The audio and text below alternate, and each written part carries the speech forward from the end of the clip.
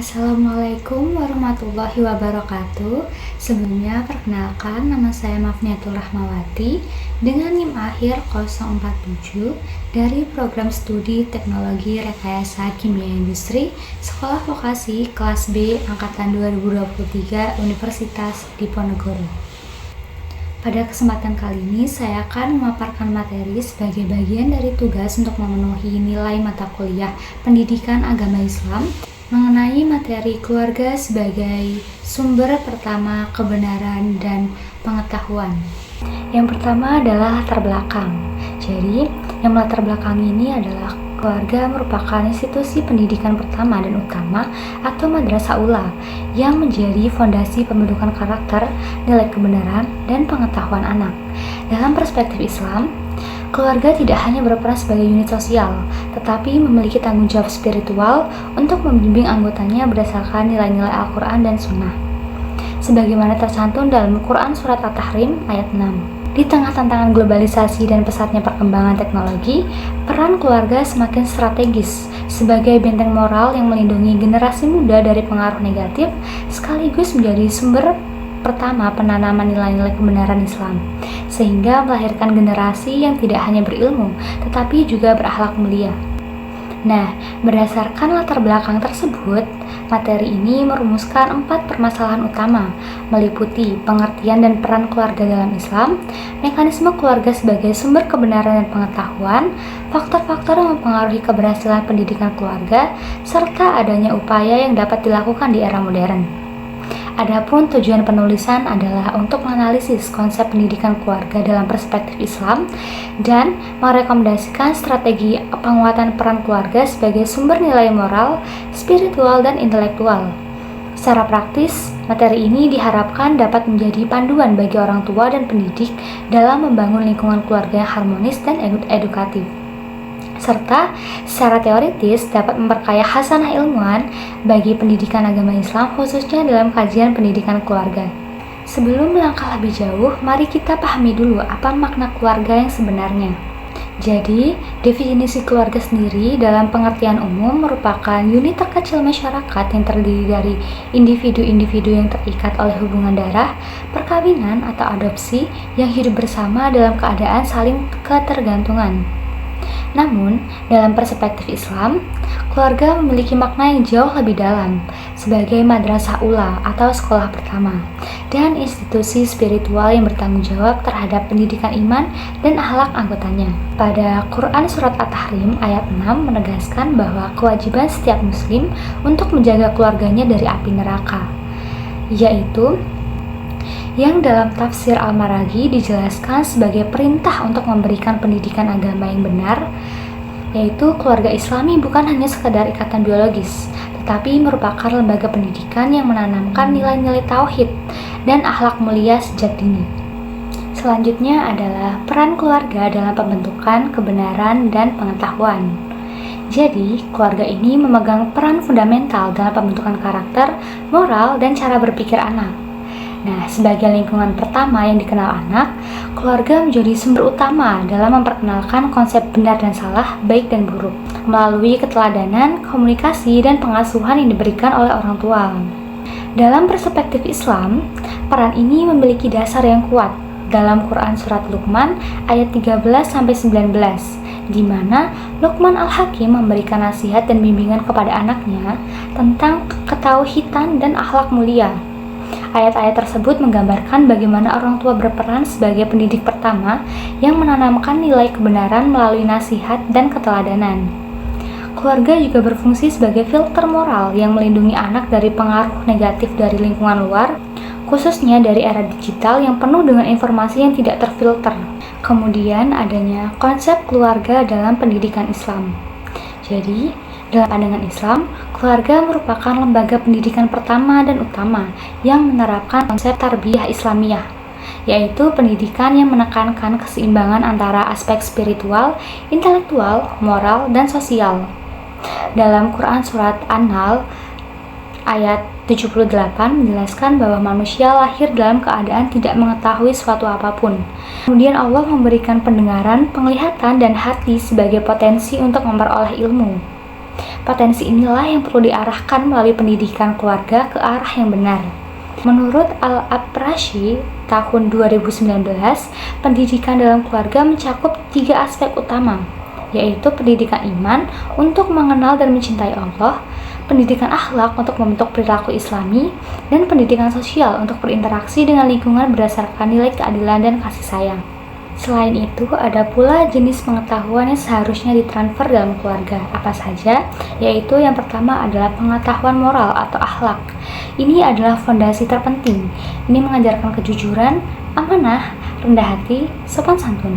Orang tua harus menjadi living example dari akhlak yang baik. Yang kedua adalah pengetahuan spiritual, yaitu tauhid dan ibadah. Jadi, orang tua harus mengenalkan anak pada Allah, mengajarkan kalimat tauhid, melatih ibadah praktis seperti sholat, puasa, dan doa-doa harian. Ini adalah bekal terpenting untuk kehidupan dunia dan akhirat. Selanjutnya adalah keluarga sebagai sumber pertama kebenaran dan pengetahuan. Jadi, keluarga berperan sebagai agen sosialisasi primer yang menanamkan dasar pengetahuan serta membimbing anak untuk mengenal hakikat kebenaran sejati yang bersumber dari Allah Subhanahu wa Ta'ala. Dalam konteks pendidikan Islam, kebenaran tidak hanya diukur melalui rasionalitas dan logika, tetapi harus sejalan dengan wahyu Allah Subhanahu wa Ta'ala dalam Al-Quran dan Sunnah. Keluarga menjadi lingkungan pertama yang membentuk integrasi antara ilmu dan iman, di mana anak belajar berbicara jujur, berbuat adil, dan bersikap rendah hati melalui keteladanan orang tua. Rasulullah SAW dalam hadis riwayat Tirmizi nomor 1952 menegaskan bahwa tidak ada pemberian orang tua kepada anaknya yang lebih utama daripada pendidikan yang baik, yang menunjukkan bahwa pendidikan dalam keluarga adalah anugerah terbesar yang menentukan masa depan generasi. Dalam konteks ini, orang tua memikul tanggung jawab yang sangat besar. Ayah tidak hanya sebagai pencari nafkah, tetapi sebagai pemimpin spiritual keluarga. Ibu tidak hanya sebagai pengurus rumah tangga, tetapi sebagai sekolah pertama bagi anak-anaknya. Sinergi antara ayah dan ibu menciptakan keseimbangan dalam pendidikan anak. Selanjutnya adalah faktor yang mempengaruhi keberhasilan keluarga. Jadi, keberhasilan keluarga dalam menanamkan nilai-nilai kebenaran dan pengetahuan dipengaruhi oleh berbagai faktor internal dan eksternal. Faktor internal meliputi keteladanan orang tua sebagai contoh nyata dalam sikap dan perilaku, komunikasi harmonis yang menumbuhkan rasa percaya dan keterbukaan, serta tingkat pendidikan dan wawasan agama orang tua. Sedangkan faktor eksternal mencakup pengaruh lingkungan, sosial, teman sebaya, media massa, dan perkembangan teknologi.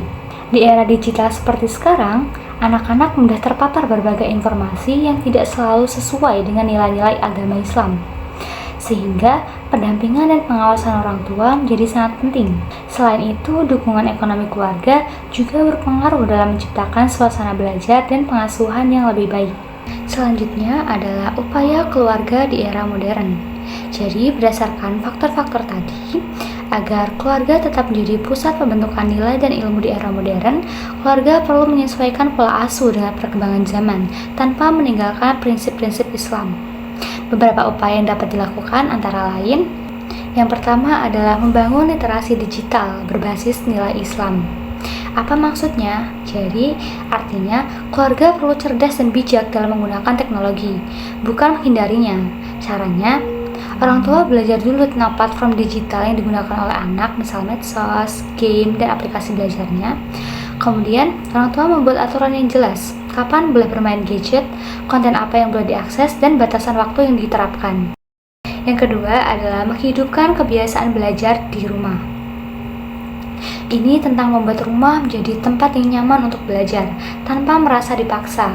Contohnya, membaca Al-Quran bersama setiap pagi atau sore dengan bergantian dan saling mengoreksi. Kemudian membaca dongeng sebelum tidur tentang kisah Nabi, sahabat, atau hikmah dari ayat Al-Quran. Tujuannya, anak merasa bahwa belajar itu menyenangkan dan jadi bagian dari hidup. Yang ketiga adalah penerapan pendidikan partisipatif. Apa itu pendidikan partisipatif? Singkatnya, libatkan anak. Jangan hanya diperintah. Karena anak bukan benda yang harus selalu menuruti kemauan orang tua. Tetapi, anak merupakan mitra belajar yang perlu didengar pendapat dan perasaannya. Dengan begini, anak tidak hanya menjadi penonton dalam pendidikannya sendiri, tetapi menjadi pemain aktif yang bersemangat belajar dan tumbuh. Yang keempat adalah memperluas jaringan sosial dengan lingkungan pendidikan dan keagamaan. Maksudnya, keluarga tidak bisa berdiri sendiri. Keluarga membutuhkan dukungan dari luar. Dengan punya jaringan yang baik, keluarga dapat mendapat dukungan, inspirasi, dan kontrol sosial yang positif. Selanjutnya adalah kesimpulan dan saran. Jadi, keluarga memegang peranan sentral sebagai sumber pertama dan utama dalam pembentukan kebenaran dan pengetahuan bagi anak. Dalam perspektif Islam, keluarga tidak hanya berfungsi sebagai unit sosial terkecil, tetapi lebih dari itu. Keluarga merupakan madrasah ula atau sekolah pertama yang bertanggung jawab menanamkan nilai-nilai spiritual, moral, dan intelektual berdasarkan Al-Quran dan Sunnah. Keberhasilan keluarga dalam menjalankan peran ini dipengaruhi oleh berbagai faktor, termasuk keteladanan orang tua, kualitas komunikasi dalam keluarga, serta kemampuan adaptasi terhadap perkembangan zaman. Di era modern yang sekarang, yang penuh dengan tantangan, keluarga dituntut untuk mampu menjadi benteng moral yang melindungi anak dari pengaruh negatif. Jadi, intinya adalah keluarga merupakan sumber pertama, pengaruhnya paling dalam, dan tanggung jawabnya paling mulia dalam pembentukan kebenaran dan pengetahuan manusia. Dari keluargalah muncullah generasi yang beriman, berilmu, dan berakhlak mulia, yang menjadi tiang bagi kemajuan umat dan peradaban Islam. Akhir kalam, semoga materi ini tidak hanya berhenti sebagai teori, tetapi menjadi amal jariah yang terus mengalir melalui pendidikan terbaik yang kita berikan kepada generasi penerus. Terima kasih sudah menonton, semoga video ini bermanfaat dan dapat membuka wawasan kita semua tentang pentingnya keluarga sebagai sumber utama kebenaran dan pengetahuan. Sampai jumpa di video selanjutnya.